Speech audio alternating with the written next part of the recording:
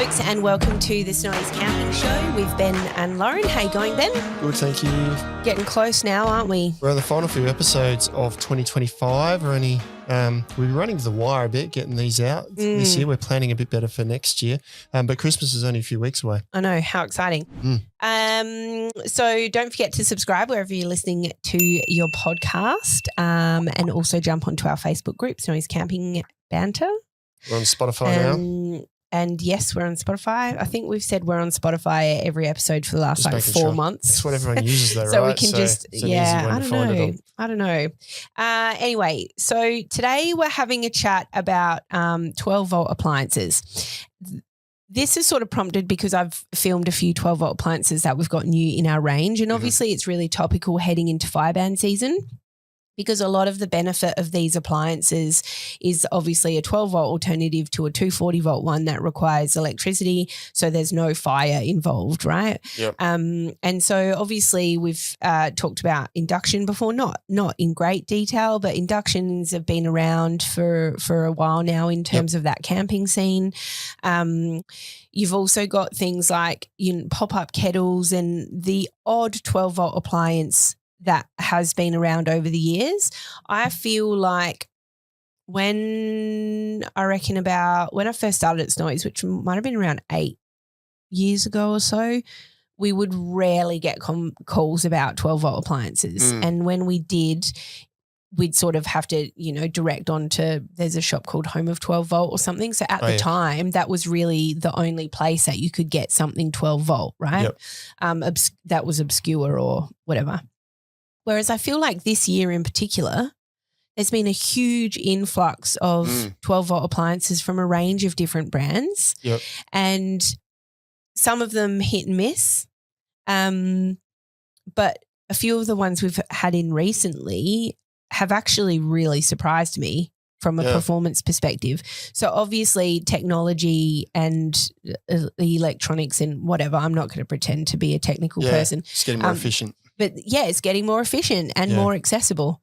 We're not going to hide the fact though that to run most of these things, and some of these kind of cross over too, they are a 240-volt appliance, but you can use it with an inverter, so you can still have a 12-volt system, but they're made to not draw quite as much power, so they might work on a smaller inverter. But we're not going to hide the fact that to run most of these things, you still need a reasonably good 12-volt setup and probably solar to be able to charge a battery. Correct. But I think going hand in hand with a boom in 12-volt appliances is improvements in those off-grid power systems, and more prevalent are things like power stations and things where it's just an all-in-one, and all you literally need is to take this and a solar panel. Yeah. You don't have to have dual batteries wired in. You don't have to have batteries in series and multiple, you know what I mean? Like it's quick and easy and obviously cost prohibitive to a certain extent because it isn't cheap,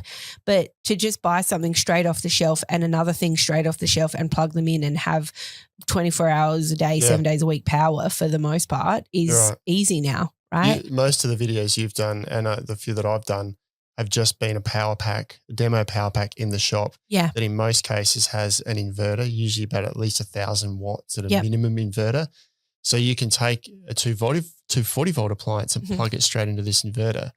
And then that power pack will also have Anderson ports. So you just need the power pack and the solar panel.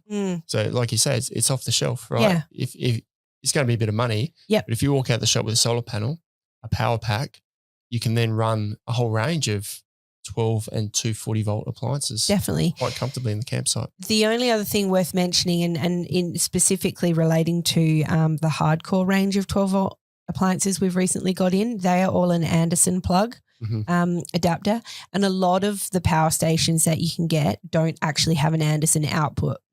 Okay. So bear that in mind as in the type of connection that's required. But for these appliances, something like a battery box, Hardkorr do them, Kick-Ass do them. They have the Anderson output.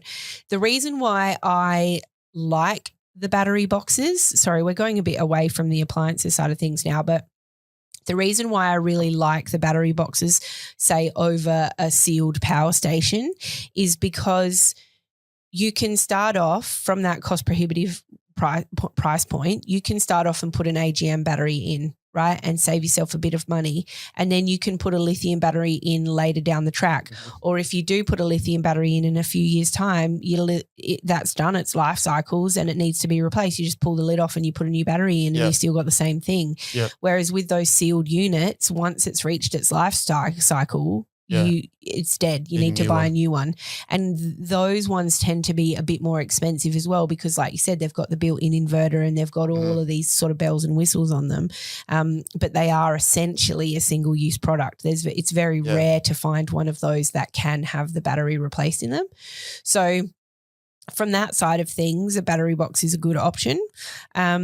It requires you're paying for convenience, aren't you? The yeah, battery definitely. Packs is all you take it off the shelf. It's good to go. If you get a battery box and you want to plug a 240-volt appliance into it, you're going to pay less for that battery in the battery box, but then you're going to need an inverter as well. Yeah, and you're going to need to wire that inverter up somehow to the battery box. Yeah. So a little bit less convenience, but probably more if you're a bit 12-volt minded, more maintainable for the long run. Yeah, and I think also with some of those battery boxes, I mean, with the like big power stations, you have a digital screen that monitors like your current load, your output, everything. Whereas on a lot of battery box options, it's just very simple. Like you can monitor your voltage, but that's the only sort of thing that you get to see. But anyway, I digress. If you want more info on that, let us know either on the Facebook group or come in store and have a chat, have a look at what's available. So yes, we've covered it really. The pros of the 12-volt appliances is, in my opinion, fire ban season. It's sort of for the style of camping I do, that would be the only appeal. But for other people who maybe just camp out of a caravan and they don't often use a fire, or maybe they don't always want to have to set up their gas stove, they're a good option too. Yep, probably already got solar and everything on the caravan. But the cons, as we mentioned, need a good 12-volt setup. It's not always quicker than a fire, but then if you take into the fact that you've got to get the fire started before you can boil a litre of water, then probably your 12-volt kettle is going to boil the same amount of water in the amount of time from start to go, and you've been able to do something else. I think it's relative. I think so. And there's a bit more tech, I suppose, to a 12-volt appliance when you compare, say, well, even just a kettle. That 12-volt kettle has got a cord and everything. A bit more that can go wrong than an enamel kettle that you just throw on the fire. Yeah. But with a bit of proper care, I think that's a minor thing. I was really sort of scraping the bottom of the barrel for other cons there. And I think there are a lot of people that I talk to who are wanting to try and move away from having to carry gas at all. And so I think that sort of, fits in with that side of it as well. Yep. But anyway, the coffee machine, right? Yeah, this is the coolest one, and you just recently did a video on this. So if they're not published yet, just keep your eye out because they'll be coming at some point. Yeah, I think it is published. Okay. It is all live. Jesus, all that was quick. Live. Yeah, it's been on for ages. Where have you been? Too busy helping customers. I'll let you talk to that because I want to hear about it. It sounds pretty good. Yeah, well, it's a pod machine, right? And so you can get an adapter to put in the grounds. We don't have it yet, but I think we should try and get it in because it's Hardkorr, isn't it? Hardkorr. Yep, it's a Hardkorr coffee machine. I thought to myself, bloody hell, who would have a coffee machine? Because you can just put water in a French press and Bob's your uncle. But so many customers come in the store and ask about it and like, how does it perform and whatever. And then Cam, everyone knows Big Cam, obviously. Yeah. He was saying to me, are you going to film this? I want to know about it because we've got an espresso in the back of the car and his wife was like, oh, maybe we should look at getting this one. And so he was keen to see how it went, right? And so at first, this is a bit of a story for you, but at first I was like, what is going on with this? Like it's taking so bloody long to heat up and time out. And I was like, typical bloody 12-volt appliance. Anyway, I gave Hardkorr a call and they were like, sounds like there's a couple of the old manuals going around in the new versions of the machine. And so they were like, what version manual do you have? And anyway, it turns out that I was following the wrong instructions because this manual was old. And then once they ran me through how the new one works and sent a copy of the updated manual, I kid you not, it turning it on, it draws in 120 mils of water, and about a minute and a half later, I think it was a minute 42, the water was hot and it was ready. So it draws it from the Yep. So this it looks works like your regular exactly pod like machine, an like an espresso espresso machine, right? So it's got a little thing and you open it up and put your pod in and then you close it and then you insert that onto the machine. And then it's got the water thing at the back and it draws 120 mils in and it heats it up. And then you can do a short shot or just a single shot, or you can do a long shot or whatever. 120 mils. 120 mils. So wow. I think the short shot was 40 to 60 mils, somewhere in that side of things. And then the long one is about 90 to 110. So you can do one short shot, take it out, put a new pod in, plug it back in, do a second short shot subsequently. But obviously a long one, you just the one per drawing or heating cycle. And then you also have the option to just not put a pod in and press a button and just get the hot water discharged as well. So you could do do your 2 single shots and then fill up another and then just put hot water straight through. But yeah, it was crazy. Crema and everything. Yeah, crema, about 5 mils of crema. And we just used Woolies pods like the ones we had in the cupboard here, nothing wild. And power, did it draw much power? Did you notice that? Well, that one we didn't actually have. We had plugged into a battery box that just showed the voltage, but the specs say that it would draw like maybe 9 amps sort of max to make one coffee. But I think also it depends on your ambient temperature, right? Because the main source of your power draw is going to be your heating element. Yep.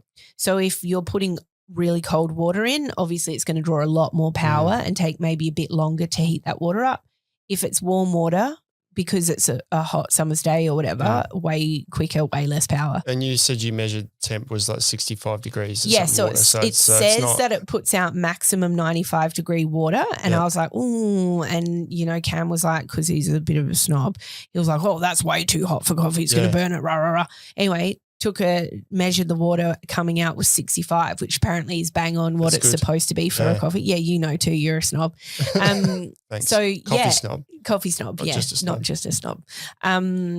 So yeah, that was impressive. And I wouldn't personally have this in my kit because I'm, cowboy coffee or whatever, or just a French press. That's just how I roll. But it's like, if you're someone who has pods or has grinds and you like to use a machine like that,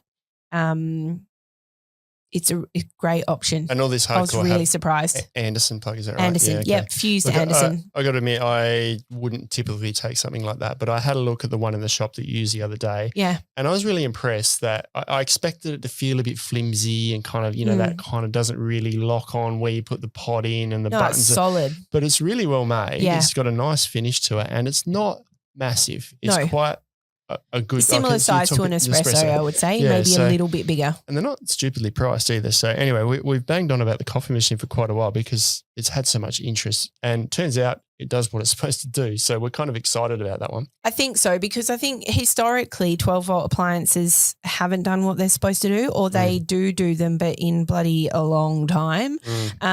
So I was really impressed that the machine did what it did and took the same amount of time as you would expect one on your bench at home running from 12-volt. You know what I mean?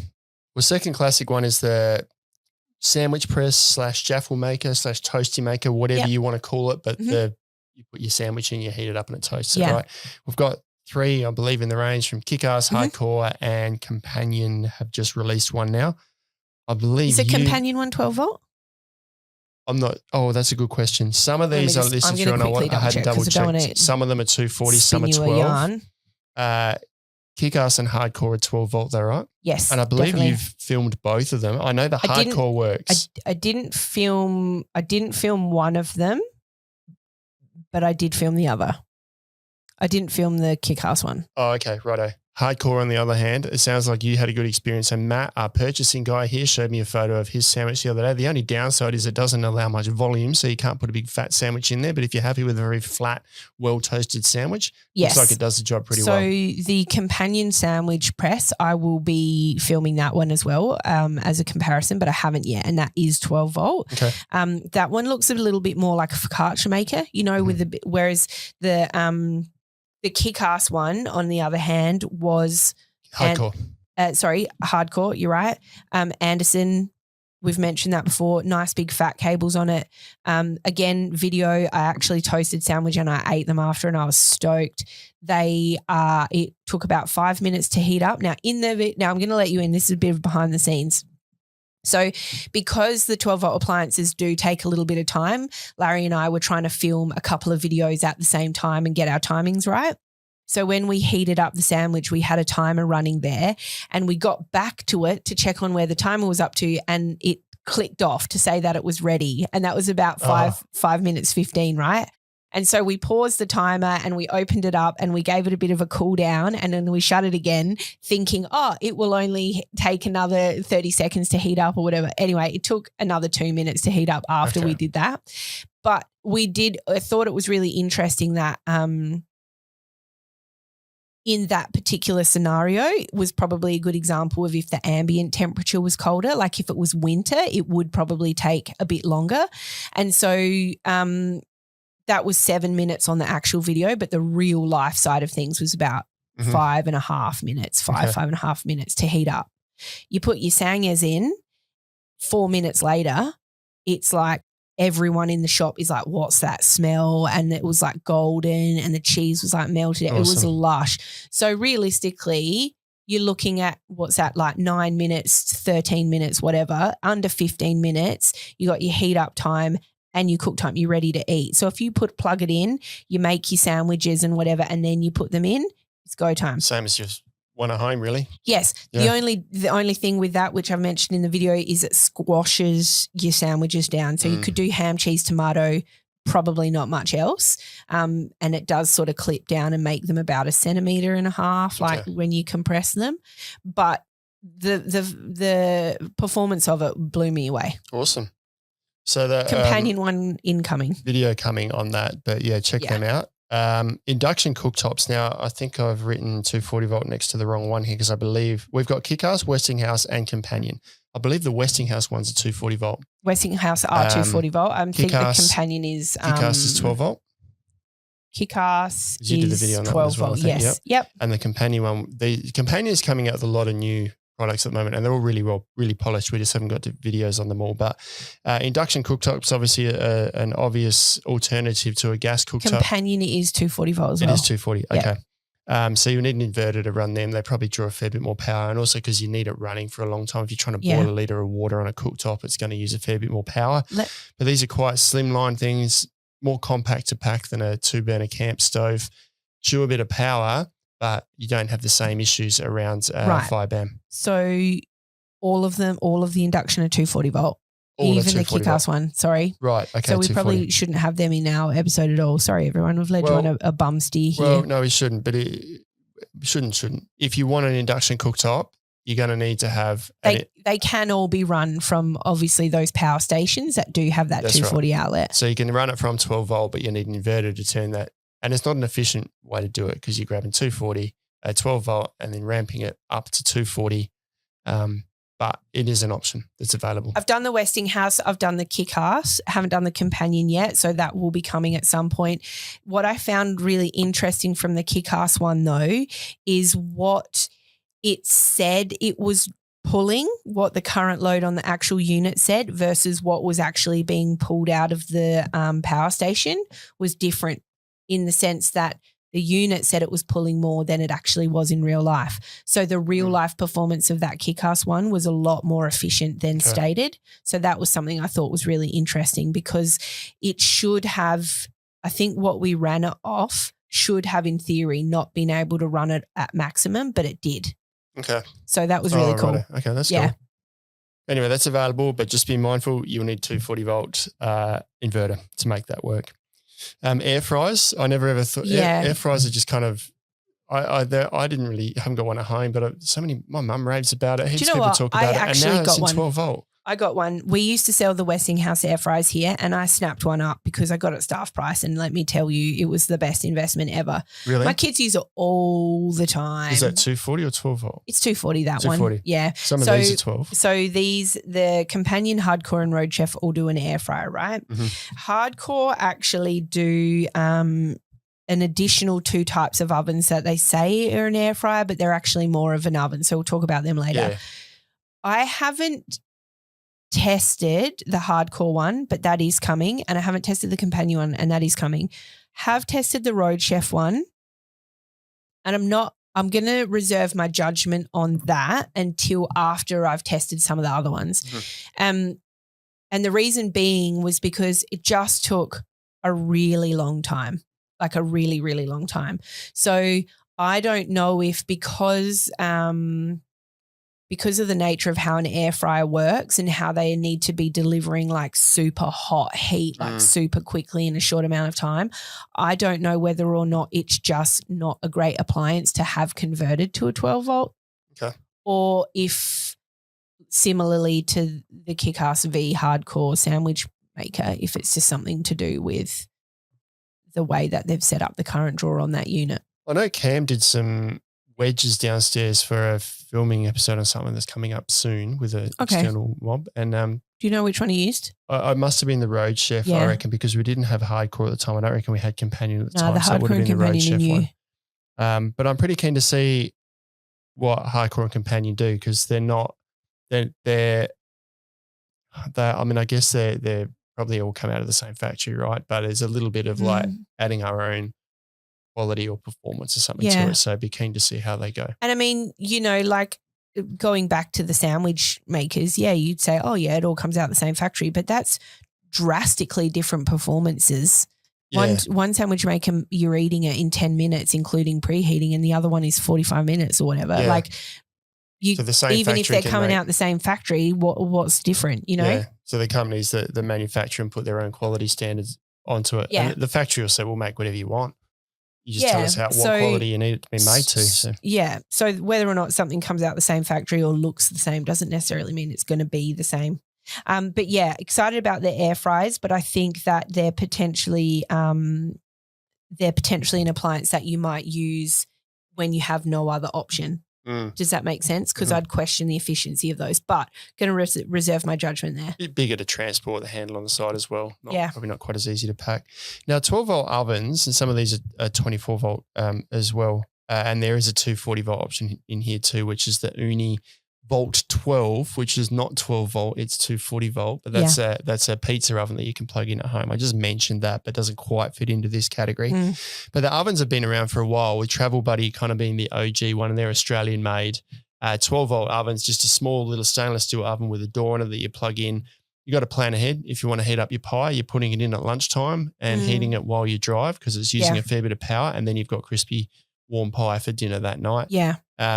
Road Chef then came out and went, we can make one like Travel Buddy, and out of China, it's cheaper, but it's not the OG Travel Buddy, the Aussie made one. Yep. And now Hardkorr have brought a couple out. I haven't looked into where they're made, but they've got, as you mentioned before, one that's a air oven or something they call it, which must have a much bigger, it's much larger, like a benchtop toaster oven type situation, and then a smaller one that looks similar to Travel Buddy Road Chef style. But not quite a Me Too product. More, it does look like it has a bit of point of difference. But they're also, I got the party pies loaded up in the fridge ready to go on those. So you might have to wait. Look, I'm probably not going to be before Christmas. Do you have to be honest about that? We're trying to fit a lot in before Christmas. But there will be some videos coming on those. Interestingly enough, and it's probably worth mentioning that the Travel Buddy's always had really excellent reviews, right? Always. And people love that it's Australian made. And I've also had a Travel Buddy. I don't anymore, but I've also had a Travel Buddy, and it worked really well. And at the time that I had the Travel Buddy, we didn't have the 12-volt system that we needed to run it whilst we were set up at camp. So it was something that we had built into the car, and we used it when we were driving. And that worked really well, especially from the side that element of stopping at a bakery on a road trip. Everyone does it. It's like, but by the time you walk out there, even just one person, maybe you have a pie and a sausage roll if you're feeling hungry, or a pie and a slice and maybe a coffee or a drink. It's like $20. You know, you can be dropping $30-$40 at a bakery. Easily. So important to support local businesses. Like, that's a totally different element to this conversation. But if you are traveling and you do want to consider being on a budget, you can go and buy frozen pies from the supermarket and basically have the same experience, just chucking them in the oven. Road Chef, like you say, tends to have a lot more I guess, feedback about it because it's at a slightly lower price point, so it's a little bit more accessible for people. Yep. A lot of feedback on that is the Big Bertha one that they do, which is a massive one. That has great feedback. The key to those ovens is your power supply and making sure you've got the minimum requirements to power them well. If you don't, it's just not going to work out for you. And you got to be topping up that power supply through solar. Yeah, that's right. Yep. The Hardkorr ones, as I think we mentioned a few times, is these 12-volt appliances are new to us.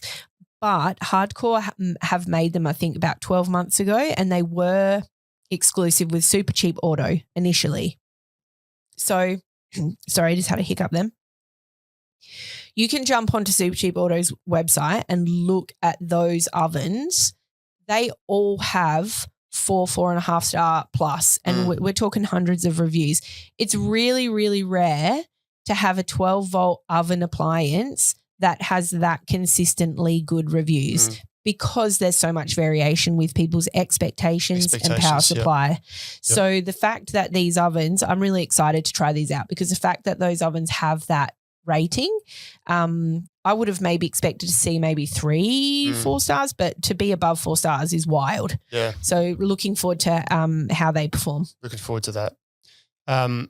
We'll brief over the next one, but just as an FYI, there is a microwave oven you can get that runs off 24 volt, designed more so for truckies, so they can have that it in there. literally runs out the door. Does it? We might get a couple in every now and then, and they sell like that. Okay. But yes, they're all volt. truckies or companies that want to put them in for their truck drivers. So you can't just plug it into your 12-volt system. You need a 24-volt system to run that from. Yeah, but they're a cool option. Kettles, Dometic and Hardkorr. Dometic had one in the past. What we've got now is the Hardkorr one. And I initially looked at that and gone, geez, it's a long time to wait for your water to boil. But then you had a positive spin on it. Look, I have something to say about that because, and we're going to, obviously we'll hear about it, right? But first things first, totally rate Hardkorr being honest about the boiling times for this 12-volt kettle on their box. Like you pick up the box and it says 200 mils, 24 minutes, ranging in various capacities, 1 litre, 35 minutes. And you think to yourself, 35 bloody minutes to boil 1 litre of water.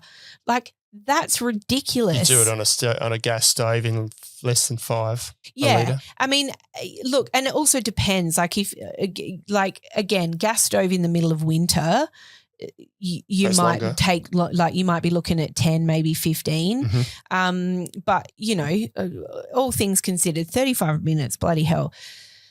And so we decided to put it to the test and see if Hardkorr were correct or if it was actually going to be a lot more than that, because I wouldn't have been surprised if it was longer, right? Anyway, we plugged it in, decided to do the 1 litre, but we did other things. Like I went to the toilet, I think I had a cup of tea, came back, got ready to do the sandwich press thing, checked in on it about halfway through. I was like, oh, wow, this is actually starting to feel hot. Like, and then going about business, come back 35 minutes, pretty much on the dot, rolling boil, like turns itself off, steaming. Yeah. And I was like, in the grand scheme of things, 35 minutes isn't that long. Like if you're like, oh, geez, I could go a cuppa and you go and put the kettle on, sure, you're watching paint dry. But if you're like, oh, breakfast time, want to have a cup of tea, plug it in, then go about making your muesli or doing whatever else it is that you're going to eat on a total fireban day where you have no other option. Yep. By the time you've finished prepping your breakfast and probably finished eating, your cup of tea is ready to go. Yeah. And you can put it into it. You can have a thermos on standby. You can tip it into that and you got hot water on demand for the rest of your day. I just think the concept of that is such at face value, terrible, but in reality, actually really great. Yep. And the idea that you could have access to quality boiling water, and I mean properly, like we also measured that was 100. Yep. Proper boiling water in 35 minutes. There you go. Like, you know. I thought that was a positive spin on it because you just first thing you get to camp, I'm going to put on you just change kind of how you do it. Don't set up your stove, then light it and then cook. You get to camp, set up your kettles and things, get them cooking, do everything else and then come back. Yeah. While it's ticking away there and the sun's still up, so it's still charging your battery. Like it's just a slight change in how you operate when you get to camp. Definitely. And it's like, I know some blokes who spend more time on the toilet than that. And I mean, not knocking, just blokes. not knocking blokes, because that's your thinking time, right? Like, it's an important time and space to do what you need to do there. But it's like, I just think when your first reaction is bloody hell, just take a minute and actually think about what that time frame could look like. And it's actually not that long at all, really. Who's in a rush anyway? Yeah. Now, some of these things, next few things I've listed here are not technically run straight off 12 volt, but I threw them in because I thought you're still charging them from a 12 volt system. There's no need for an external source. So there's like vacuums and blowers from Kickass. Yep. Kickass has got a really cool little lithium vacuum that you can just use to keep your car clean. And they've got a turbo blower thing as well, like your leaf blower that you can use to clean your campsite out. They're pretty cool. And there's a whole heap of fans from Coleman and Companion's recent fan range is really good too. Yeah. And most of them are rechargeable. So you need a USB port in your 12 volt system to charge them. There's a pedestal fan now that stands up and it's got all these different settings. There's another one with a misting option in there. So you can take all these camping now and you can keep them charged up and running, not directly from 12 volt, but charge it from 12 volt while you're driving. There's a little Kickass one that you've done a video on as well, and it's white and it's a hanging fan and light. That moves heaps of air. Like, I tested that in a 1100 swag the other day and I was like shook at how good that was. And it can just hang in the top of a small tent and create heaps of ventilation. So we won't go into detail with the fans. I've done a heap of videos. There's more coming on that whole fan range. There's something to suit just about any setup, no matter how big, small or otherwise. There's a fan to suit every setup, and it's a really efficient way to get cooling and air movement in your campsite. Showers, I almost didn't put these in here, but same sort of scenario. You can charge your shower via USB, or run it directly from, say, a cigarette outlet. Companion and Kickass have got a few like that. The only caveat here is it's not heated unless you've got gas. I don't know of any 12 volt heated shower, but if you've got hot water or you want a cold shower, then you can get 12 volt showers that you just plug in, drop the pump in a bucket of water and you can have a rinse. Yeah. Really cool options there. That extends to like Companion's got this Roam rinser, which is pretty cool now. And I just did their little tap thing yesterday as well. The USB rechargeable tap. Really cool. Yeah. You press a button and it like pops up. And then it shuts itself down after a while. Yeah, right. Okay, it's not a manual thing. So, and preset amounts and it was really cool. So, and that's all USB. So you could probably charge a lot of these from your car battery because it's such a small amount of power for these little batteries that are in there that you don't need to see what you're saying. You don't need a solar panel to keep that charged up. So this is kind of catering for different sizes of 12 volt systems as well. Now, air conditioners, want to jump onto those because this is another big power draw. Starting with what we've had in the past, Companion have got some rechargeable evaporative coolers. Now, most of these are very much personal coolers. They're going to blow directly on you to keep you cool or create a small space, make a small space a bit more comfortable. The evaporative ones in particular are very much just cool air blowing on you. They don't have cooler. They don't have the capacity to cool down an area. As far as a compressor cooler goes, Kickass have got one, and our newest brand is Cybertake. And they've got two models. One's a heater and a cooler. Now, these draw a fair bit more power. I was impressed by that. It is. Like I really like it. They're exy, like they're up there cost-wise, but, man, that was cold. Yeah, well, Kickass is a bit cheaper, not as much power, not quite as portable. Cybertake really polished units, cost a fair bit more. Feel like I was measuring 10-degree air. Granted, I was measuring it with a laser cooler, so I was measuring the surface temperature of the duct coming out, but it was measuring at 10 or 11 degrees coming out, so it's quite cool. Which is wild. Now, I have a plan to throw a swag. When we've got a hot day, I'm going to throw a swag in the car park and put one of them and pump air into it because I've been overwhelmed by the amount of negative comments on our Facebook post. Yeah. About, it's not fit for purpose, but I'm yet to see anyone stand up and go, well, here's one that is fit for purpose that runs off 12 volt. Yeah, 100%. And it's also like, what do people want? Like, what do you want? Yeah. Like pumping out 10-degree air, how is that not fit for purpose? And if you've got it when you're camping. And if you're sitting in. Sorry, that was a little bit spicy. I didn't mean to be spicy, but I think it's just people just forget that you can't expect to have exactly the same experience in the middle of the bush that you do with all your creature comforts at home. So no matter how much you want to replicate that, there's got to be some give and take. Mm-hmm. Yeah. I mean, you think your air conditioner at home, you get a ducted system and you pump it into a house that has got insulation in the roof, probably insulation in the walls. It's double wall, like it's an insulated system, insulated area. The people who seem to be complaining are going, it doesn't cool down a tent in the hot Aussie sun. Well, you've got less than a millimeter of fabric sitting between you and the sun. Yeah. And that's basically a solar heater, and you're going to need more than, 1 to 1.5 kilowatts of power to combat that in an uninsulated box. Yeah. So not going to happen. What you probably need to do is make sure you've got insulation. And this came directly from CyberTech as well, because I spoke to Rocky's a guy. Mm-hmm. Really good, had heaps of questions. And his primary thing was, we just need to set people's expectations. This is not, he openly said, it's not going to cool your tent down to like a comfortable 18 degrees in the sun. Yeah. It's not going to happen. You can't, at the moment, there's nothing available from a 12-volt supply that can offset the power of the sun in that condition in an uninsulated box. Even if you put a 240-volt air conditioner for a split cycle in that tent, it's not going to cool it down. That's right, yeah. Like it's not going to do it. And I had a conversation with someone yesterday because they were living in a caravan at their property because they're building a house, right? It's going to take a while. And so they've got an instant up tent set up next to the caravan because that's where they have their home office. And like, it just gets so hot. There's no natural shade. It's like, whatever, want to get an air conditioner. I was like, whoa. Like, first things first.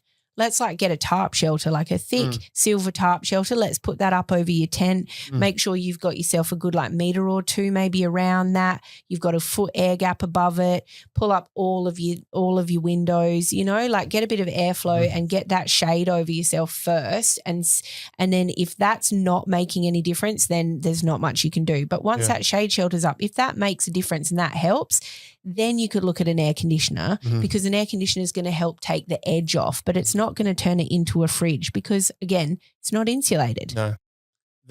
And I don't know who, on say on a 30 degree plus day wants to go and sit in their tent. It's stifling in there. Yeah. But where I think these come into play is overnight when you're trying to sleep and you are in your tent then. And you need to create a slightly more comfortable space if it's really humid. I know I've had humid nights up in WA where I just needed some airflow or something just to create some comfort. And it was 90-odd% humidity. The word stifling is used for a reason. It was stifling, and I just needed something in that instance because the unit's not going to be in the sun, so it's going to be running efficiently. Pump that into my tent is going to make so much difference being able to sleep in that space. Yeah. So got to have the right expectations. Yes, they're expensive, but if it's really important for you, then that cost is probably going to be worth it because you're going to be able to go to those places, sleep comfortably at night because you've got a good air conditioner. So anyway, that's my rant on that based on lots of comments on a Facebook post, which is usually the people who are very negative about it. Also, I think the whole cost and price and that's expensive thing, it really does come down to people's understanding of technology and what goes into developing a product and how relative it is. Like, you can, the same with cars, right? It's just like people can buy a really fancy super fast car or they can buy a car. Both will get you from A to B. One of them's really bloody expensive. Do you need that? Of course you don't. But do you want to buy it? Yes, you do, because the performance is actually really great. Like, so someone was sort of saying compared like the CyberTech ones and the Kick-Ass air conditioner, both are really, really great. $499 for the Kick-Ass at the time of recording. $499 for the air conditioner. $500 is a lot of money. It's a lot of money for me. It's a lot of money for most of the people listening. It's not cheap at all to fork out $500. However, when you are looking at 12-volt air conditioners and the range that's available, $400 is cheap. $400 is entry level. $400 is good value. So even though out-of-pocket cost is expensive, it's relative to the physical product and within the range of those products. Does that sort of make sense with what I'm trying to say? And so I think some people might spend a lot of money, because it is a lot of money, and purchase a product expecting it to have this value and this performance level that exceeds what it's actually designed to do, purely because of that out-of-pocket cost. Yep. Not the same thing. Like, hopefully I'm conveying what I'm trying to say properly for everyone listening, and you get sort of where I'm coming from. It's sort of, you know, I guess maybe similar thing with tents. When you're looking at like an entry-level tent that might be $500 to $800. It's a lot of money, but in the grand scheme of things, that's like an entry-level tent. It's an occasional weekender. It's a good option. If you care for it, it'll last you a few years, but it's not an Oz tent RV or it's not a Empire air tent. Like there's levels. I should premise too that we've said they're 12 volt. These are actually 240 volt as well. You need to plug them into a 240 volt inverter. So you need an inverter that's big enough.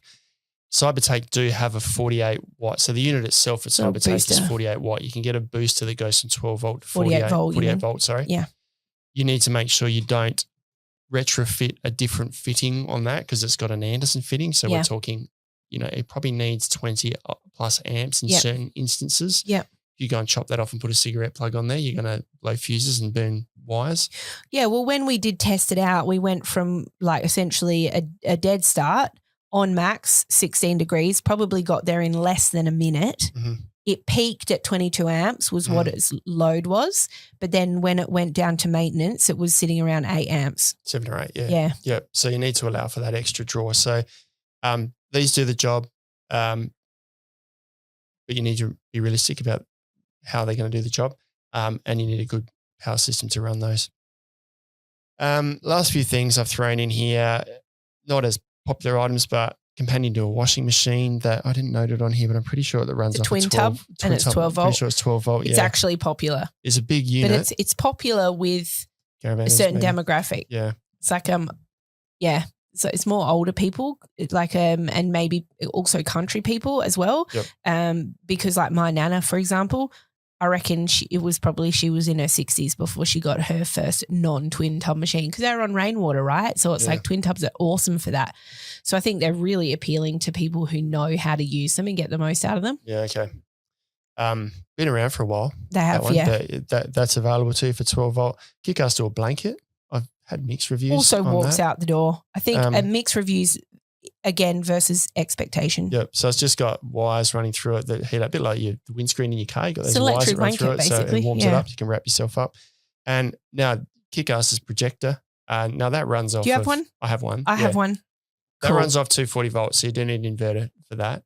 No. That's 12 as well. Sorry, 240 it and has 12. An adapter. Yes, sorry. You're right. I've run it off 240 at home all the time. But that's a pretty cool little luxury. Yeah. And it is really well priced for the performance you get out of it. I was surprised as well. Yeah. When I first ran it, I was like, holy guacamole, this is actually pretty cool. Yeah.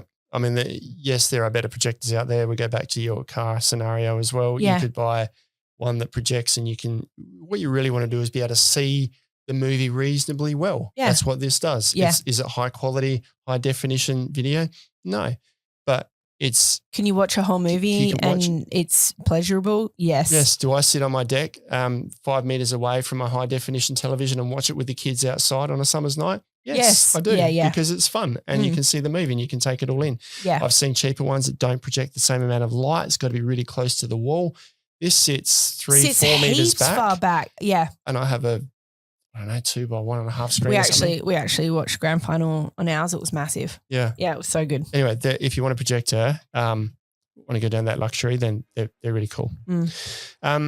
That's all I had from our website. Yeah. Anything else you can add? No, not really. No. I didn't think it would be a very long episode. And we didn't get the timer on today, but we have yacked a bit. It still says we've gone for 0 minutes. Anyway, all available on our most of that's available on our website. Heap have videos, heap more videos coming. This whole 12 volt appliance category is taking off. And it actually makes me excited, and I love the appliances, even though I don't personally have any, and I'm not, I'm very much an off-grid type camper, but the appliances are cool. They're really cool. I may get a coffee The coffee machine is one of those ones that like I probably won't buy it for myself, but I'll just drop hints here and there in case someone bought it for me. You know, the other thing that I hadn't considered at all, but I actually have a mate who lives on the York Peninsula in a country town, but his block's out of town. So he's 100% off-grid. Oh, yeah. So his only power source is his solar panels.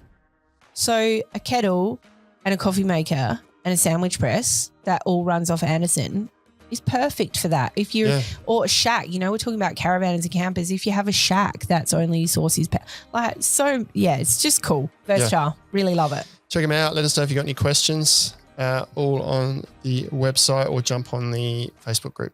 Cool. And ask any questions there. But yeah, pretty exciting range of stuff. Catch you later. See you next time.